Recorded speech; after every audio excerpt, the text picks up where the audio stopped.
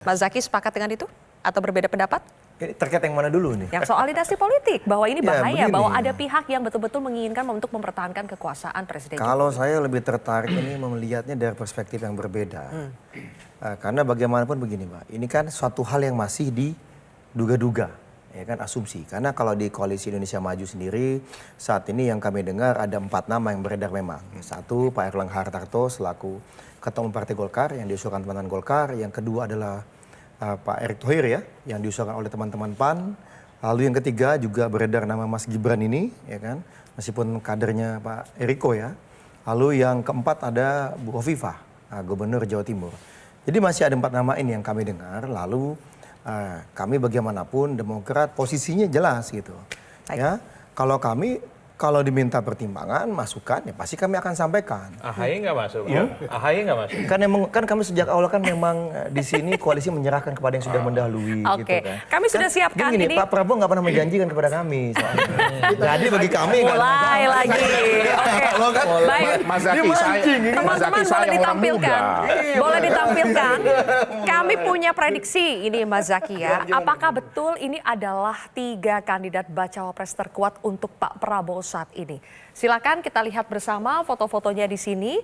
Apakah betul ada nama Mas Gibran, kemudian juga Ibu Khofifah? Apakah betul tinggal 2 ini yang terkuat, Mas Zaky? Begini, kalau dari kami besok akan ada pertemuan Pak Prabowo dengan para ketua-ketua umum partai politik yang tergabung dalam Koalisi Indonesia Maju. Jadi kita tunggu saja sebenarnya besok itu seperti apa kira-kira. Tapi yang pasti tadi, kalau sikap kami jelas, yang kami dengar ada 4 tadi. Kemudian yang kedua bagi kami meyakini bahwa Pak Prabowo ini akan mengambil langkah yang tepat gitu ya, dan juga pasangan cawapres yang bisa membawa kepada kemenangan.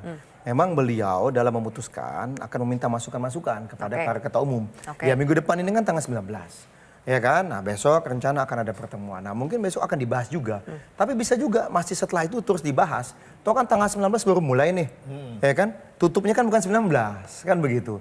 Lagi pula kalau kami melihatnya begini, Pak Prabowo ini kan surveinya sudah sangat tinggi gitu, satu. Kemudian banyak pihak yang juga ingin sekali jadi cawapresnya beliau. Sehingga banyaklah nama yang masuk, tim yang datang, berkomunikasi dengan semua anggota koalisi, bukan hanya kepada Pak Prabowo langsung gitu loh. Nah ini bagi kami hal yang sangat positif. Berarti memang banyak pihak yang tahu dan mengira dan memprediksi, wah ini peluang menangnya paling besar. Tapi kan gitu pertanyaannya begini Mas Zaky, kan? kalau memang sudah banyak kandidat bacawa pres untuk Pak Prabowo dari internal Koalisi Indonesia Maju, kenapa ada 1 nama dari koalisi lain? Ya sama aja Mbak. Dari kader partai lain. Jangankan begitu, jangankan begitu, koalisi lain aja, bukan kader partainya diusung jadi capres. Loh ya, apa yang ada yang salah? Itu cinta lama tidak. Ini saya nanya gitu loh kan, jadi apa yang salah? Jangan lihat nih Mbak, kita ini bicara mengenai capres gitu ya, cawapres ini posisi-posisi putra-putri terbaik negeri ini gitu loh. Sehingga dari mana saja usulan dan masukan terbuka. Apalagi kalau kami di KIM ini kan memang sangat demokratis. Semua silakan memberikan masukan. Dan ini kan namanya aspirasi dari masyarakat. Masa dihalangi gitu kan. Nah, tetapi tetap saja pertimbangan terakhir nanti kan para ketua umum berdiskusi dengan Pak Prabowo. Dan kami meyakini nantinya Pak Prabowo akan mengambil langkah yang tepat dan benar-benar bisa membawa kemenangan. Karena kita ingin menang, Mbak. Bagaimana bisa berbuat rakyat, bangsa dan negara? Iya kan? Kalau misalnya kita tidak menang kan begitu. Kita geser dulu ke Pak Usman ya. Pak Usman, kalau di koalisi pendukung Ganjar atau pengusung Ganjar, apakah nama Sandi itu masih ada dalam bursa bacawa pres Ganjar atau sudah menyisakan 2 nama saja? Coba kita munculkan. Apakah betul sudah menyisakan 2 nama saja? Antara, coba kita lihat bersama, Mahfud MD dan Khofifah Indar Parawansa. Bagaimana Pak Usman? Terima kasih Mbak Zilvia. P3 ini sebenarnya hari ini orang lihatnya P3 tenang sekali. Karena bergabung dengan PDIP itu, bahwa kita ingin menang. Itu yang paling penting. Kemudian P3 dalam Rapimnas ke-6 itu menetapkan Sandiaga Uno untuk menjadi pendamping Mas Ganjar. Sampai hari ini kita tetap masih berjuang untuk itu. Berjuang dengan tetap tenang gitu ya Pak? Tetap tenang. Karena kami punya keyakinan. Keyakinan bahwa? Bahwa berharap Pak Sandiaga Uno terpilih menjadi pendampingnya Mas Oke. Ganjar Pranowo. Jadi berarti Anda tidak sepakat kalau tinggal 2 nama ini? Masih ada nama Mas Sandi di sini? Hari ini politik sangat dinamis. Nama-nama kandidat yang muncul hari ini memang itu tokoh-tokoh yang diharapkan bisa ikut serta dalam memimpin negeri ini.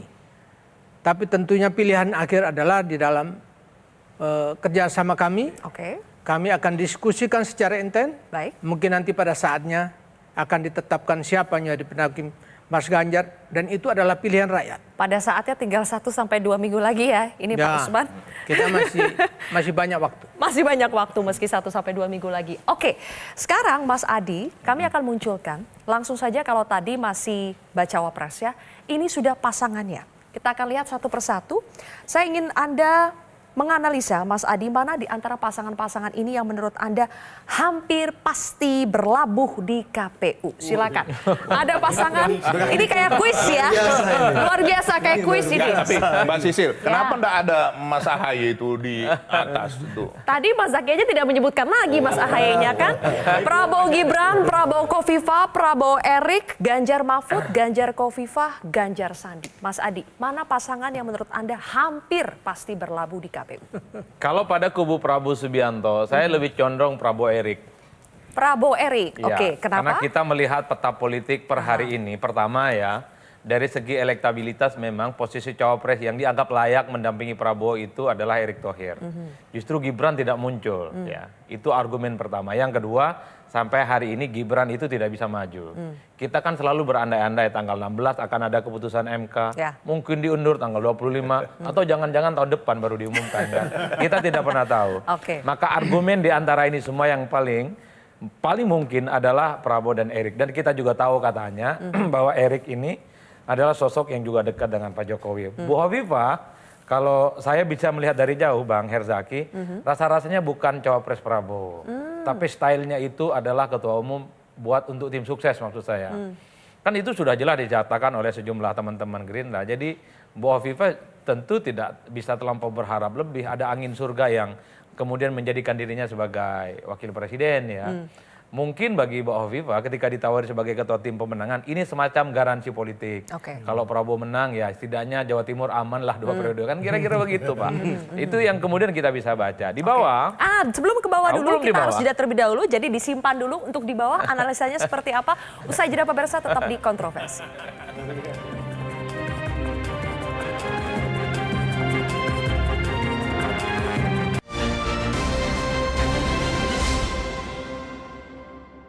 Dipersembahkan oleh